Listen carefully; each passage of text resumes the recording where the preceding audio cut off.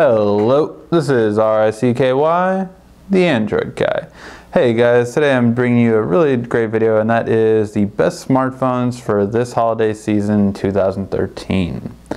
So we're going to go through the top 10 smartphones that I feel are the best out there right now and which ones you should really get. So for number 10, we have the Droid Mini. Now, this is pretty much the top Android smartphone that's considered a mini, I would say, that's out on the market right now.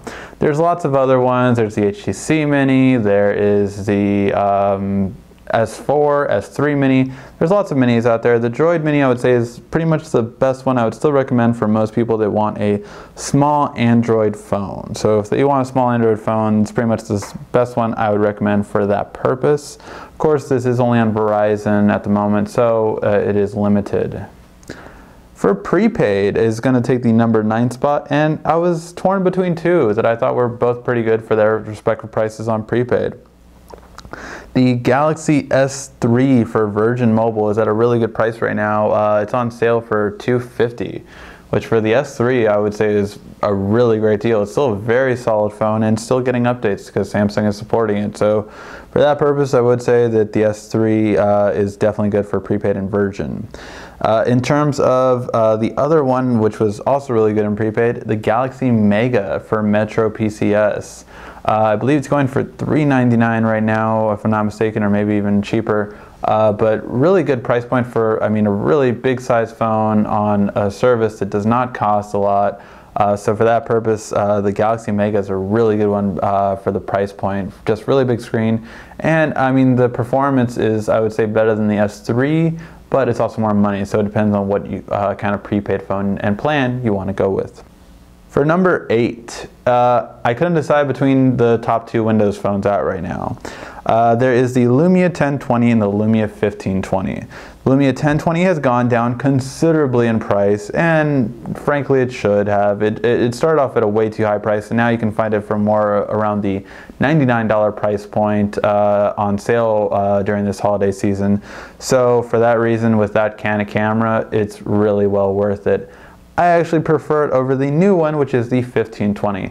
Although the 1520 is a much better performer in specs and hardware-wise, you don't really need it on a Windows phone. I feel that it's a very minimal difference. Not to mention that I feel the 1520 is too big.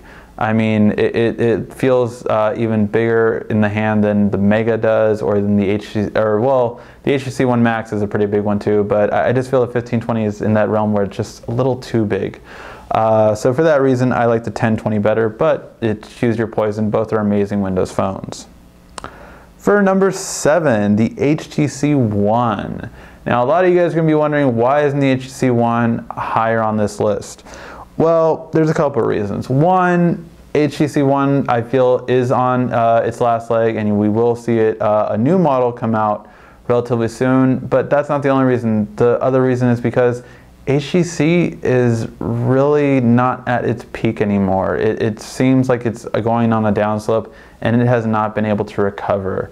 Their numbers are still in the red. It's constantly going bad, and their projections for this next upcoming year isn't good. So while I do feel the new HTC One 2, or the HTC 2 maybe, is on the way soon, and that's one of the reasons I'm not recommending the HTC One, I do feel that also the company might not support it for that much longer. I just don't feel HTC is going to be in good standing 2 years from now. Sorry to say, especially because I really think this company was, I mean, it started Android, it was great, but not anymore. Now for number 6, the Moto G.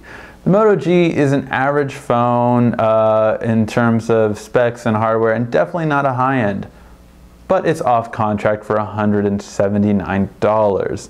That is the main reason why this is here. It is the best bang for your buck you could pretty much get out there for under $200 on a non-contract phone.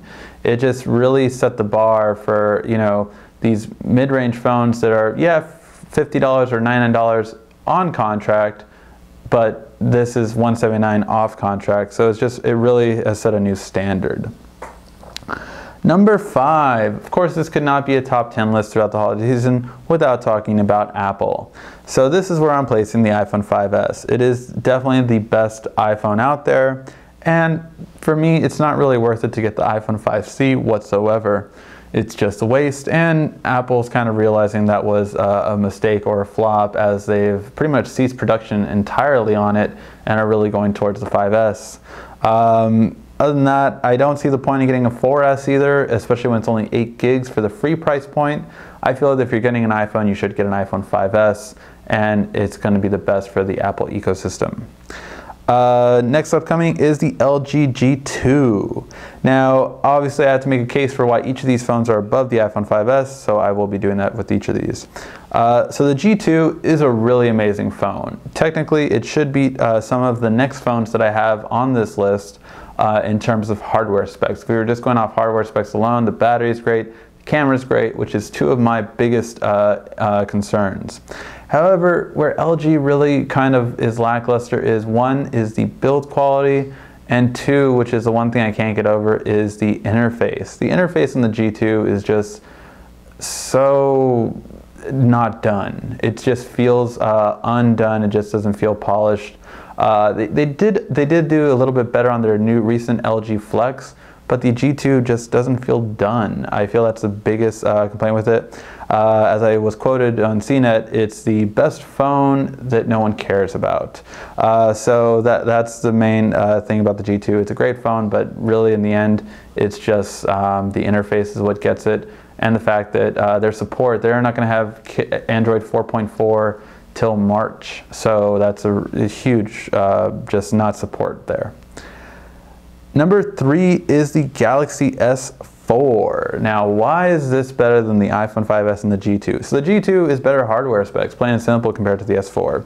The S4, as we've seen in our comparison, did beat out the 5S, but the reason why it's so high on this list is because we've been seeing insane sales for this device. Yes, Black Friday we saw it going free off on contract. You're just going to see all these amazing sales for the Galaxy S4, I feel, during this holiday season, and it's going to be a phone to get because it will be an amazing price point and a great buy for the money. So for that reason, I feel the S4 will be one of the best bang for your bucks out there on the market. Number 2, the Nexus 5. The Nexus 5, I debated whether this was going to be number 1 or number 2, but the Nexus 5 really is just a great device. I mean, for the price point, it's really hard to compete against it. $349, you get the best processor, best graphics card out there on the market, and it does really good. The reason why I couldn't give it number 1 was because still overall, the photo quality wasn't the best and the battery life wasn't the best. So compared to some of these other phones like the G2, the iPhone 5S, the S4, it just didn't have the same kind of camera battery life. Even though it's it's a great device for the price, I couldn't give it number 1 for that reason. And the top phone to get for this holiday season is the Galaxy Note 3. A couple of reasons why this one was. 1, I mean, you have the longest battery life pretty much in the US out there. You have an amazing phone overall, whether it be clarity on the screen, performance, photo taking, battery life, you name it. The Note 3 really does set itself apart from almost every device out there. And it just does an amazing job compared to any of these phones on this list. It just has the full package and better overall. The only reason you wouldn't get this device is because of the screen size, which is completely understandable, and that's why we have 9 other choices to choose from on this list. But overall, it is just the best all-around phone, and since it just came out, you know it's going to be continually supported, and there is no new phone that's going to replace it right away. So that was it, ladies and gentlemen. These are the best smartphones for the holidays of 2013. Hopefully you like this list. Please leave a comment down below. Which one are you getting this holiday season and why? Thank you for watching. This has been RSCKY, the Android Guy.